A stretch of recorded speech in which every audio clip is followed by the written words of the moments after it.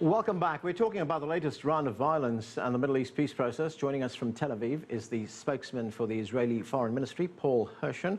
Mr. Hirschson, thanks for joining us. My pleasure. What do you make of Sweden's decision to recognize Palestine as a state? We talked with a representative of the main Swedish party, and she said that this would level the playing field for future negotiations. It's an interesting idea, leveling the playing field. I don't think that leveling the playing field is really relevant. I'll tell you what I think. I think, sadly, that it makes the pursuit of conflict resolution much more difficult. And I'll tell you why. This is the thing. It's more a difference on process than a difference of substance because, amongst other things, the policy of the government of the State of Israel is the establishment of a Palestinian Arab state, amongst other things. But this is the problem. If you go out, or in this case Sweden, and give the Palestinians the message, further polish the illusion that they can get everything that they want without coming to the negotiating table, you make it much more difficult for us, Israel and the international community, to bring the Palestinians back to the negotiating table. If you tell them that they can get everything that they want without making the very difficult compromises that they too are going to have to make, not only us, you make it much more difficult for them to make those compromises. So sadly, because the intention probably was very good, it's actually making peace and conflict resolution more distant. We had Dr. Anand Niadoo, the Palestinian leader, just a few minutes ago, and I asked her about the incidents that have taken place in Jerusalem at the end of October. Israel restricted Muslim worshippers from entering the Al-Aqsa Mosque. And she said that barring Muslims would provoke a religious war. Well, I mean, it's easy to throw slogans and words around. Nobody barred anybody from anything. There was, unfortunately, a very high level of incitement coming from people like Anand Niadoo, even more so from President Abbas of the Palestinian Authority and others. As you well know, there were some horrible violent scenes in Jerusalem. And the Al-Aqsa Mosque, or the Temple Mount complex itself, was shut for a few hours, most of that overnight when nobody wanted to go there anyway. Then it was reopened in the morning. It was there was a very real need to reduce the level of emotion and anger on both sides of this conflict. I think it worked. We still have a simmering level of violence in Jerusalem, but through some very real efforts, both by the Prime Minister of Israel and the King of Jordan, who has the legally binding authority to run religious affairs on the Temple Mount. I think the two of them have managed to bring down the level of antagonism, which, as I say, sadly was raised by the Palestinian Authority. Right. We also had another development when dozens of Jewish settlers took up residence in the Palestinian East Jerusalem neighborhood of Silwan. And then the Israeli government also announced that it intended to build hundreds more settlement homes. These are in territories which are claimed by both sides. Doesn't this inflame the situation even further? And is it not a violation of international law, as the Palestinians say? Well, it's not a violation of international law. There is a dispute. That's clear. As you just mentioned, both ourselves and the Palestinians claim the same piece of real estate, what we lovingly call the West Bank.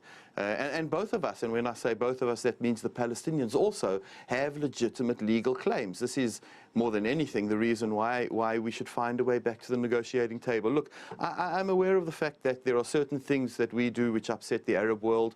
I'm acutely aware of the fact that there are a number of things that they do which upset us. These are not reasons not to negotiate. These are precisely the reasons why we should be negotiating. To say that one or another activity inflames public sentiment, that may very well be. I'm not sure it's 100% true.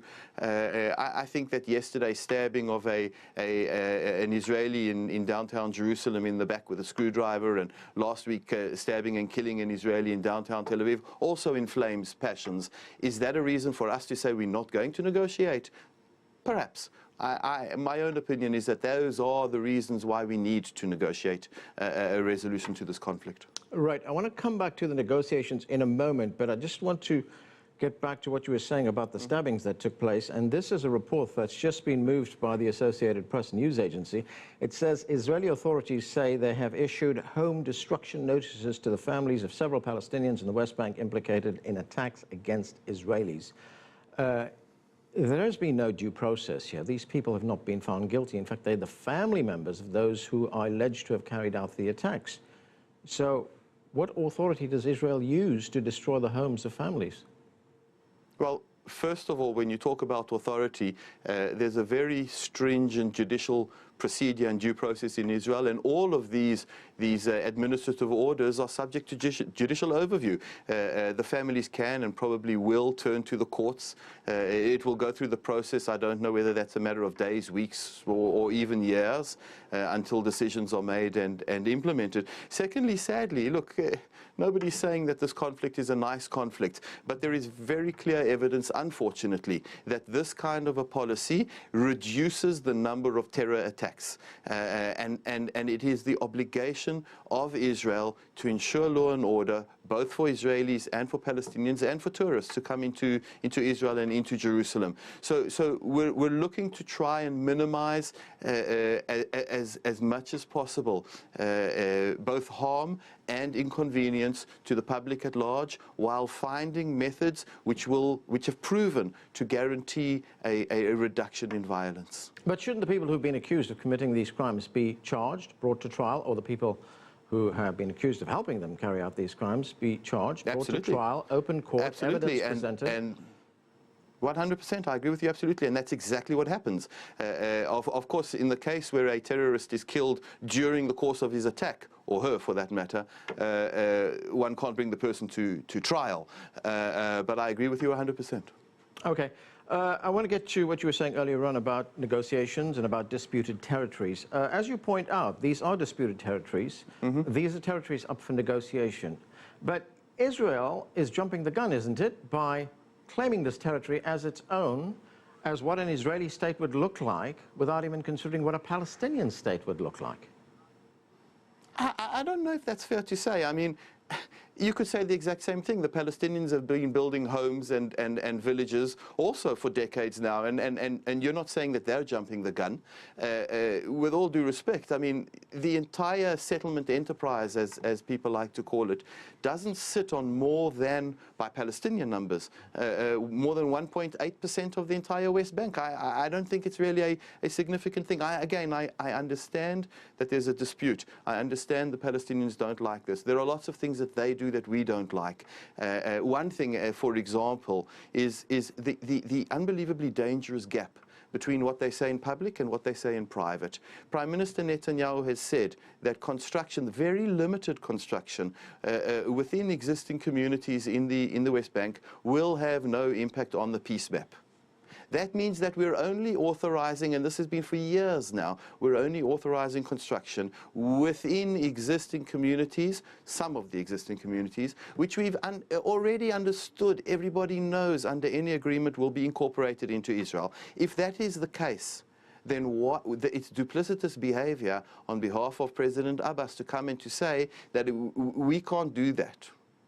Yeah, but, you know, we talked a few weeks ago, and you were talking about the land that was appropriated by Israel just outside Bethlehem. There was, as you told me at that point, there was nobody living there. There were no building permits granted. There was no zoning permits granted or anything like that. So under what authority does Israel take that land? There is no community there. Well, Israel hasn't taken any land. There is land which, in the particular case you're talking about, went through very many years of a legal procedure to assess whether there was any private ownership, and if there isn't, under international law, it was rezoned as state land.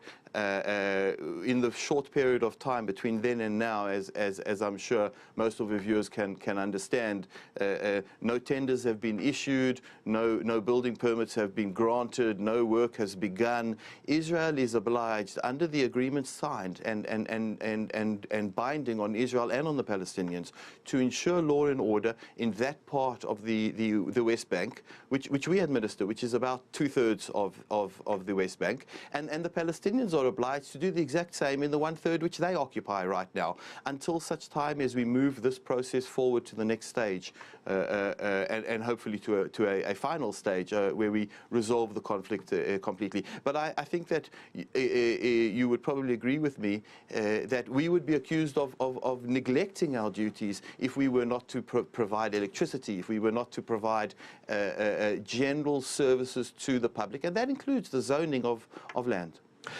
Paul, I want to get your reaction to a report that the European Union is circulating a draft of proposed sanctions that it wants to impose against Israel if Israel takes action in the West Bank, which makes a two-state solution impossible. And that was a report which was in the Israeli newspaper Haaretz.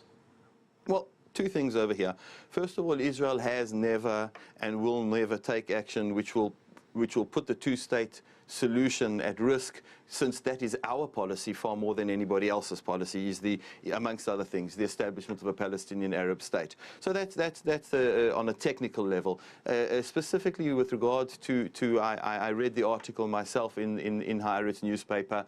This is the deal. Lots of ideas are discussed by diplomats all the time. They're sent up the chain, they're sent down the chain. 90% of our ideas, I'm a diplomat, 90% of our ideas are eventually ditched and chucked in the bin before they ever go public. Some of them go public, and some of them actually get adopted as policy. It's nice that there's a conversation going on. It hasn't been presented to us in diplomatic terms. That means it doesn't exist. If at any point there actually is a conversation which the Europeans are interested in pursuing, they'll contact us, they'll tell us. Until such time, there's no reason for us to respond to another idea which is either there or not. Paul Hirschson, we're going to have to leave it there. Thanks for joining us.